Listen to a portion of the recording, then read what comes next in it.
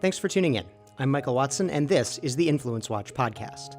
In this episode, National Public Radio allegedly censors a sponsorship spot for a pro-life documentary, a labor union-backed campaign recently rocked by its own officials' misconduct, protests the misconduct policies of others, and a big money-backed pro-abortion campaign makes an embarrassing mistake. Our first item comes from Matt Lewis of the Daily Beast, who published reporting on emails between National Public Radio and the makers of Gosnell, the trial of America's biggest serial killer, a documentary film about the trial of Philadelphia abortionist Kermit Gosnell, who was convicted on 3 counts of murder for killing infants delivered alive, among other offenses. The emails showed NPR advertising staff refused to allow the producers to run an ad. One of the in an NPR block, there's the ad that says, programming brought to you by the Templeton Foundation, or by some advocacy group, or by some corporation or corporate philanthropy. The producers wanted to run an ad in this block, and what they wanted to do was to refer to Gosnell either as an abortionist or an abortion doctor, which he was before he was convicted of murder. And the NPR's advertising staff denied them the ability to do that. Even though NPR's own reporting on Gosnell's sentencing after he was convicted referred to him as convicted Philadelphia abortion doctor. This is only the latest example of the left-of-center bias of NPR, National Public Radio as a corporation, and it may be one of the more substantial ones. And obviously, in addition to the federal government through the Corporation for Public Broadcasting, this quasi-autonomous non-governmental organization created by congressional charter, its directors are appointed by the president and confirmed by the Senate. Through that, other than the funding that the federal government runs through Corporation for Public Broadcasting, NPR gets a lot of money from foundations, including a lot of the big liberal ones. And that's what funds the operations of the public broadcaster. Our second item comes from Labor World. On Tuesday, union-backed demonstrations went after a number of McDonald's restaurants, ostensibly challenging the company's handling of sexual harassment complaints. Now, this is all, you have to understand that this is all part of a national campaign for more than just McDonald's changing its employee handbook.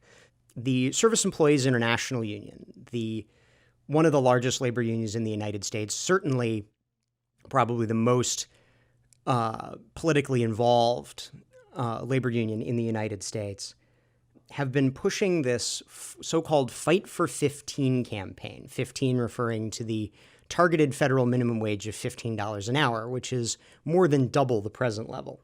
And the other end of the campaign has been to unionize the fast food industry. And because McDonald's is the largest of the traditional fast food restaurants by employment and by sales, they have targeted McDonald's.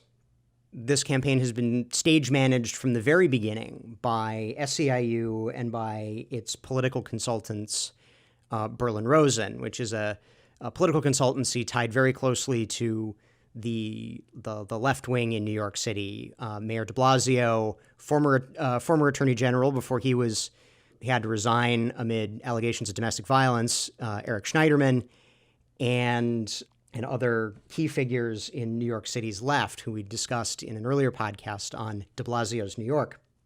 As a result, these strikes, the actual work stoppages have been negligible. It's a PR campaign, not an old-fashioned, stop the means of production labor campaign. And the end goal, the ultimate goal, is to bring McDonald's employees, who usually work for a franchise small business, not McDonald's Corporation in Oak Brook, Illinois, into the Service Employees International Union, ideally from the union's perspective, without the employees even having to vote on it. What the unions want, because it's easier for the unions, either by leveraging intimidation, by presenting only one side of the story. Union campaign promises are just as valuable, just as meaningful as campaign promises by politicians. They aren't meaningful at all. So with, whether it's false promises, whether it's intimidation, whether it's coercion, they want a public signing of cards, of union authorization cards, to be determinative as to whether the union is going to organize the employees. And in order to get McDonald's to go along with it, McDonald's or any other company to go along with it, the SEIU runs what's called a corporate campaign, which is where the SEIU, its PR consultants, the many, nonprofit community organizing groups that are aligned with the SEIU just inflict brand damage. And the goal is to inflict brand damage until McDonald's waves the white flag, says, fine, you can unionize using this by the card check method, and just get out of our hair. There's an irony in Fight for 15 using McDonald's employee handbook sexual harassment policies as the key for this week's demonstrations. And that's that a number of senior officials in Fight for 15 were recently replaced for sexual misconduct. Scott Courtney, the campaign's former chief strategist, an executive vice president of the Service Employees International Union, had to resign because he was allegedly promoting women in the union based on whether they would sleep with him. Kendall Fells and Mark Raleigh, two city coordinators and spokespeople for the campaign, also had to resign, or in Raleigh's case, he was fired for what were described as, quote, serious problems related to abusive behavior towards staff, predominantly female staff. And in this week's third item, we have a pretty embarrassing screw-up by a major liberal foundation. National Review reports that the, quote, shout your abortion, yeah, it's exactly what it sounds like. It's supposed to be women who have had abortions saying that it's a normal thing and that they feel great and that everyone should do it. So this campaign they published a post, supposedly written by a 23-year-old woman, shouting that she had had 3 abortions. And it was accompanied by a photograph of a young woman doing yoga. That picture was not of the woman whom the campaign purported that it was. It was, in fact, a picture taken without permission off the Instagram or dating profile of a woman who not only has never had an abortion, but in fact is pro-life. It's a classic case of an ideologically motivated public relations effort story. There's a story that gels with its message so much that it's too good to be true for them. And you end up spreading what has come to be known as fake news.